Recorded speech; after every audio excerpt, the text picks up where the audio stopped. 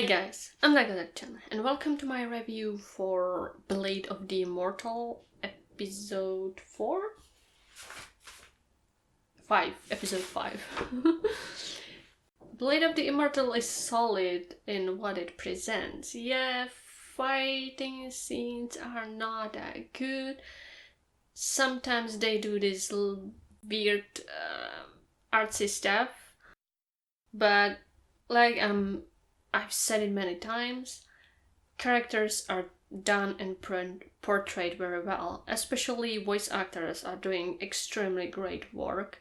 And once again, I'm going to call it, voice actress who does Rin's voice she's amazing.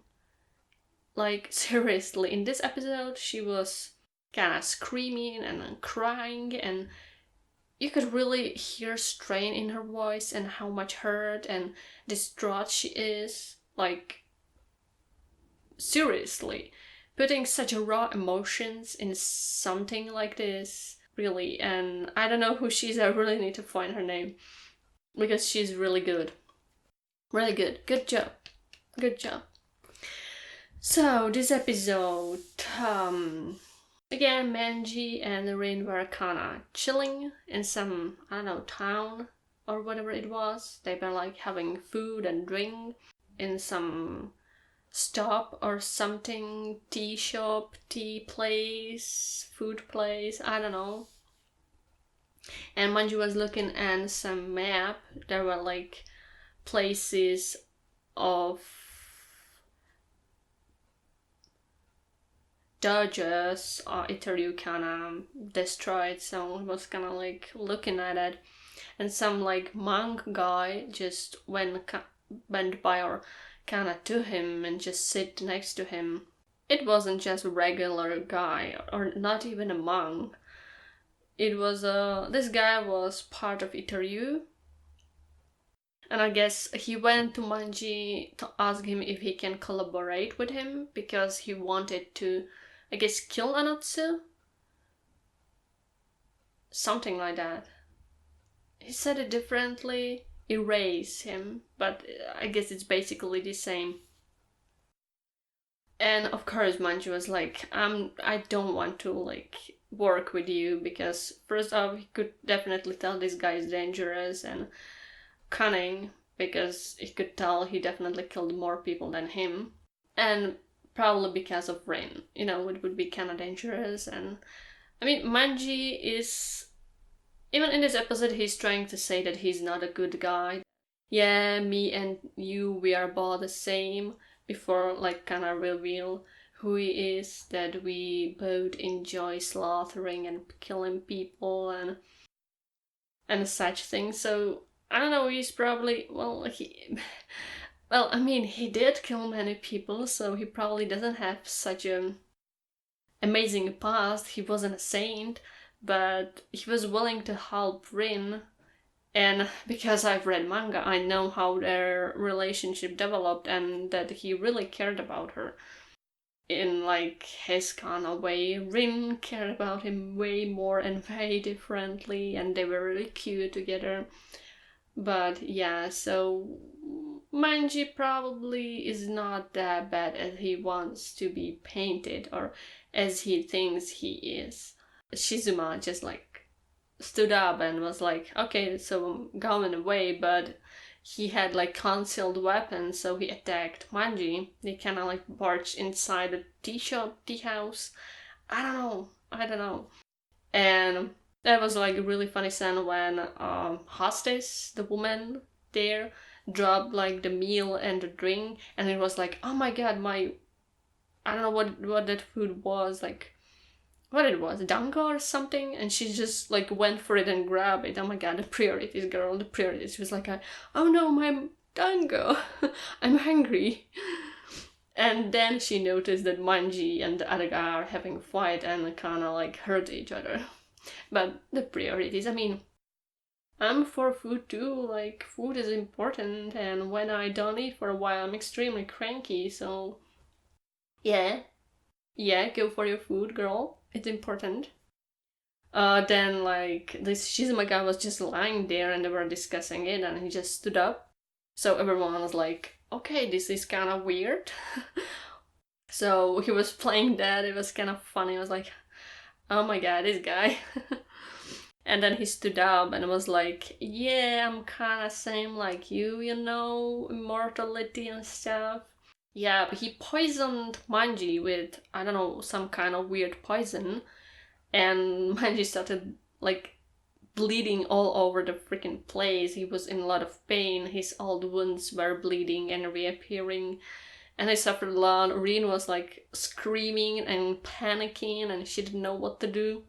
There was, like I've said, a lot of blood, a lot of gore. And, I mean, for some people, Rin might be annoying, but she's still a kid. She's 16 years old, so of course, like, most people at that age are naive. Some might be not as much naive as others. But yeah, like, before that she was living kinda privileged life, I would say. So yeah, she's a bit naive.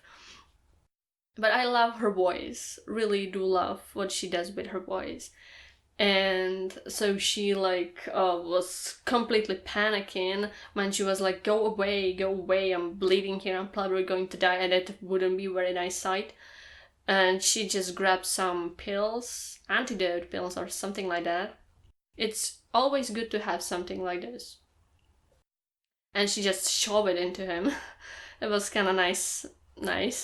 And then she went to find a doctor, which, I mean, it was night. Doctor was not there, so you could guess. So she went back and met some granny, which looked like she's a granny who made Manji immortal. But I don't think, was it her or wasn't? Maybe it was some other granny who just looked like her and was playing her. Well, whatever. They kidnapped Rin. It was a trick, of course, because Shizuma wanted to fight him. Before that, Shizuma was like with Rin. That granny was kinda blackmailed into doing that, and then he killed them. It was like very interesting, and there was also a lot of talk about immortality. Shizuma kinda like, he was immortal for a well long time. I think it was like around more than 200 years. So his view on life was kind of completely different, and that's probably why he wanted to kill Anatsu, because he was that good. He said he admires him, but one day he will die, you know, so he probably wanted to kill him at his best or something like that, or whatever. So he lived for a very long time, and he had many wives, many children, many friends, and all of them died because he's immortal. So he has like this kind of view on a living, kind of deranged view, because everyone he cared about died. So he's like, well, I'm just gonna kill people, I kind of don't care, whatever. He must be like extremely alone and bored, probably, because, I mean, can you imagine living forever and just you, not your friends, not your family, nobody with you, just you alone? I mean, you would get tired of it kind of quickly, I guess. So he kind of fought with Manji. It was kind of nice, interesting fighting scene, a little bit better than before, and I just love how they ended kind of like all bloody and all impaled by many weapons. It was really great scene. When Rain kind of interrupted him because she ran away for the baby, which survived, and then ran back, which kind of doesn't make sense. I mean, she was worried about Manji. He's kind of only thing she has, actually. But like with that baby, that was kind of like, girl, please use your head a little bit more. Oh, okay. Then she distracted Shizuma, so at least she tries, because once again Manji was kind of getting wrecked, surprisingly. And then he proceeds to like slice Shizuma, just like basically his head stayed intact with a little bit of body. So that was kind of brutal scene, nice and brutal. And conclusion is that this guy was kind of tired of living and he didn't want to live anymore. So he was kind of embracing death, which is sad. It's actually very sad that he probably was like interested in Anotsu because he brought something new. He was kind of defining like the other schools because he had very interesting, not conventional fighting style with his school. And he got interested, but once again he thought like, well, he would die and at least maybe he should die at best. I don't know what his thoughts exactly were. I don't know if in manga it was more detailed, but it's sad. It's really sad. The only thing you can have for him is a pity. And it's sad.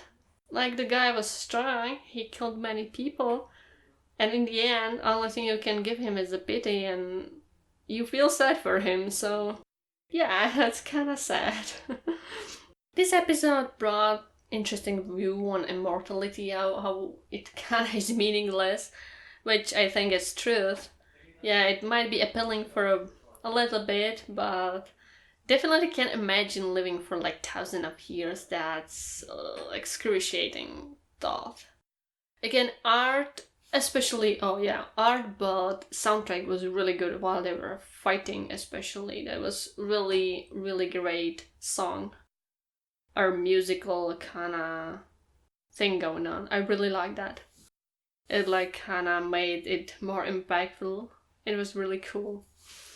Yeah, music, art, characters, that's like the biggest thing in this anime. And for it's good. Fights not that much, but like I said, I enjoy characters. I've read manga, so I really want to read it again, but I'm waiting for this to finish up. I gave it, I think, 8 out of 10 again, because like I said, it still continues in kind of the same quality like previous episodes, and I'm not sure if it will get better. Probably it will stay the same, which is not bad.